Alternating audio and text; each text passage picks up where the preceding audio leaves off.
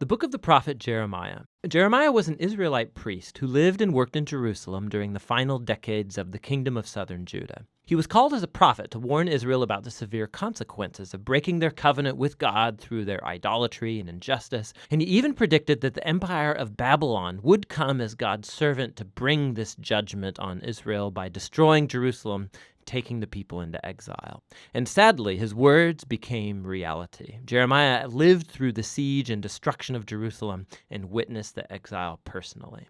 Now, this book came into existence in a really interesting way. Chapter 36 tells us that after 20 years of Jeremiah's preaching in Jerusalem, God called him to collect all of his sermons and poems and essays and commit them to writing, which Jeremiah did by employing a scribe named Baruch, who wrote down and compiled all of this material into a scroll. Now, Baruch also gathered lots of stories about Jeremiah, and he linked all the pieces together. And so this is why the book reads like an anthology, a collection of collections. It's all been arranged to present this prophet as a messenger of God's justice and grace.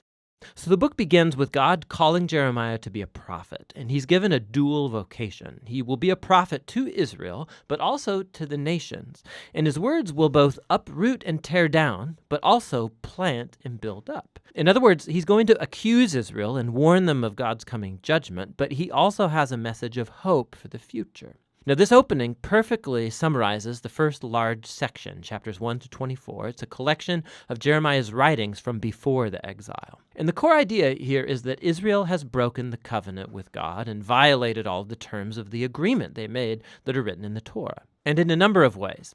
They've adopted the worship of all kinds of Canaanite gods, building idol shrines all over the land, and Jeremiah develops the metaphor of idolatry as adultery, and uses the language of prostitution, promiscuity, unfaithfulness to describe how Israel has given their allegiance to other gods. Jeremiah also repeatedly accuses Israel's leaders.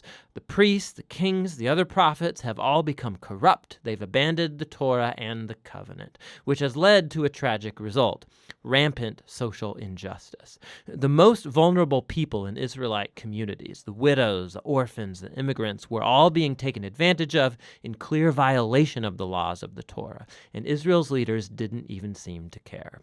So a classic place where all of these ideas come together is in chapter 7. It's called Jeremiah's Temple Sermon. The Israelites are coming to worship their God in the temple as if everything is just fine, but outside the temple they are worshiping other gods, and some were even adopting the horrifying Canaanite practice of child sacrifice. And so Jeremiah makes his very unpopular announcement. The God of Israel is coming in judgment. He's going to destroy his own temple and punish Israel by sending an enemy from the north. This is an army that God would allow to conquer Jerusalem, and as you read on, you discover he's talking about the great empire of Babylon. And so this all leads up to a transition in chapter 25.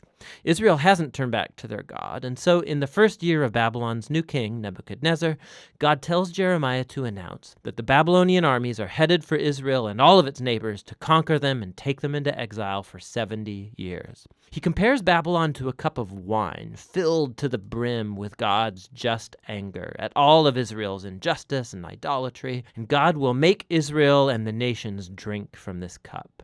Now, this chapter is key to the book's design because everything that follows is going to focus on Babylon's coming attack. First on Israel in chapters 26 to 45, and then on the other nations in chapters 46 to 51. The section about Israel first contains stories about how Jeremiah begged Israel to turn back, how he warned them right up to the last minute, but the leaders of Israel kept rejecting him.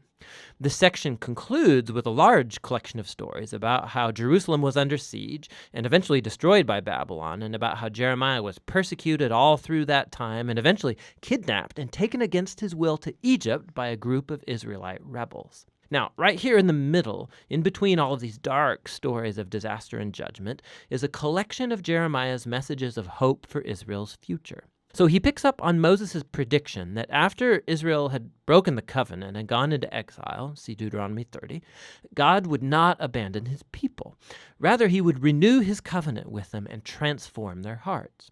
Jeremiah develops this promise, and he says that God is going to one day inscribe the laws of the Torah, not on tablets, but rather on the hearts of his own people. He's going to heal their rebellion so that they can truly one day love and follow him fully. And so one day, Israel will return back to the land, and the Messiah from the line of David is going to come, and that's when all nations will come to recognize Israel's God as the true God. So these chapters are showing that despite Israel's apostasy, God is not going to let Israel's sin get the final word. Rather, his own faithfulness will bring about the fulfillment of his promises, no matter what. After this, we find the large collection of poems about how God is going to use Babylon to judge the nations around Israel. So Egypt, Philistia, Moab, Edom, Ammon, Damascus, Hazor. But then, surprisingly, the longest poems are saved for last, and they're about God's coming judgment on Babylon itself. So although God used this nation to execute his justice, God doesn't endorse their violence and idolatry. And so Babylon too will come under the standard of God's justice. And so Jeremiah denounces this nation's pride and injustice as well. Now, Babylon is larger than life in these poems, and it reminds us of the image of Babylon all the way back from Genesis chapter 11. Babylon has become the archetypal rebellious nation. In their glorification of wealth and war, God's going to give this nation over to its own destruction. The book concludes with a story taken from the end of the book of 2 Kings. It tells about Babylon's final attack on Jerusalem, how they destroyed the city walls and burned the temple and took the people into exile. The story shows how Jeremiah's warnings of judgment from chapters 1 through 24 were fulfilled. But then the chapter ends with a short story about the captive Israelite king Jehoiakim. He's heir to the line of David. And the king of Babylon releases him from prison and shows him favor and invites him to eat at the royal table for the rest of his life, and that's how the book ends. So it's a little glimmer of hope. And this recalls Jeremiah's promises of hope from chapters 30 to 33. God hasn't abandoned his people or the promise of a future coming king from David's line. And so while this book contains a huge amount of warning and judgment, the final words conclude with a note of hope for the future. And that's what the book of Jeremiah is all about.